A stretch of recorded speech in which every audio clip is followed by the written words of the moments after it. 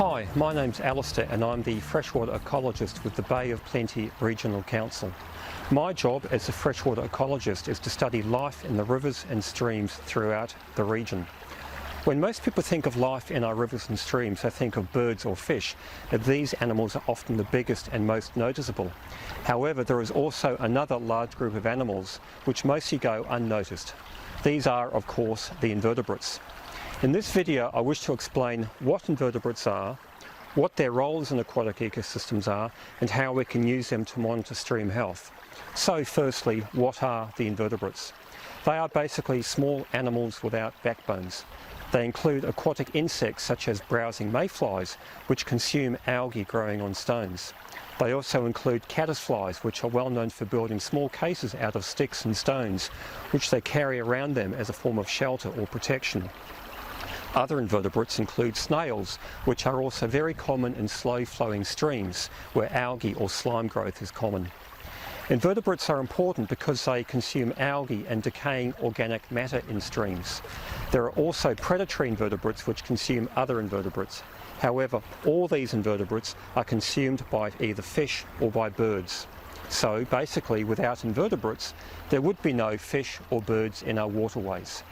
Aquatic invertebrates are thus very important in our rivers and streams throughout the region. Invertebrates are also used worldwide by ecologists such as myself to assess the health of our waterways. This is because different invertebrates can tolerate different environmental conditions. For example, mayflies are usually only found in fast-flowing streams with relatively cool water, large substrates and not much algae. They become much less common in streams with warm water, small substrates and more algae. Snails, however, have almost the complete opposite habitat requirements and are usually most commonly found in slow-flowing streams dominated by fine sandy substrates with lots of algal growth in them. These different habitat requirements allow us to assess the overall health of a stream, as the absence of particular invertebrates from a site can tell us a lot of really important information. An example of how invertebrate communities change with differing habitat quality and water quality can be found in the Untitled. This stream commences up in the headwaters through native bush and flows down through urban areas. 3 sites were investigated: an upper site surrounded in native bush, a middle site at the beginning of the urban part of Whakatane, and a lower site deep in the urban area. So by examining the invertebrate communities in each of these 3 sites, we can see how stream health changes down the stream. This site in the Untitled flows through native bush. The stream bed is quite coarse with lots of large cobbles and boulders, and there is a lot of shade provided by native bush and overhanging ferns and sedges. And these are the invertebrates found in the upper site. In the centre is a large insect called a toe biter, and just up here is one of the filter feeding black flies. And over here we have scurrying around a number of mayflies, either Deleotidium or Zophlebia, and another mayfly over here, possibly a Rallodens. And this is a filter feeding caddisfly, Aetia psyche, who's obviously very excited to be in this video. Now all these animals, the mayflies and the toe biters, are indicative of high water quality and a stream in good ecological condition. The second site of the Untitled is at Valley Road. Here the stream is much more open and the banks are covered only with long grass. Flows are still quite fast and the stream bed is still dominated by boulders and large gravels.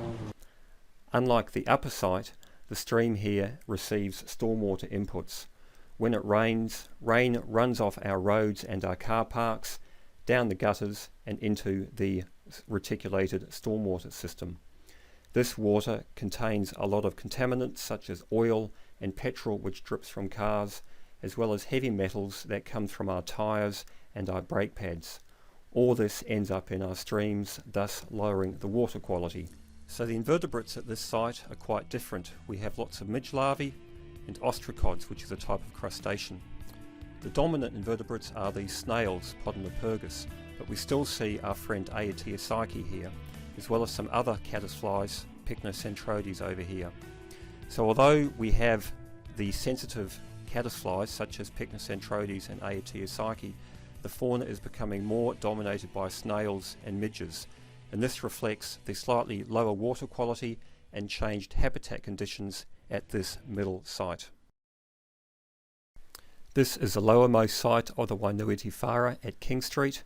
The stream here is just as open as the middle site, but the flows are much slower and the stream bed dominated by fine sands and small gravels. There is also lots of vegetation along both sides of the channel, and this provides the only habitat for the invertebrates, so not much habitat quality at this site. The invertebrate communities at this lower site are also very different. Here we have animals such as this damselfly, which is very common in slow flowing environments, as well as lots of snails, which are the dominant animal here. We also have some beetle larvae, as well as the ubiquitous midges. All these animals are very different to those we found up in the uppermost site, where we had lots of mayflies. Mayflies are totally absent at this lowermost site, reflecting the slower flows and the fine substrate. So by looking at these three sites down the Wainuioti-Whara, we can clearly see the value of using invertebrates to monitor stream health. We see the loss of these sensitive insects like mayflies and stoneflies as you move from the upper site down to the lower site. And these animals are replaced by more tolerant animals like snails, midges and dragonflies and damselflies.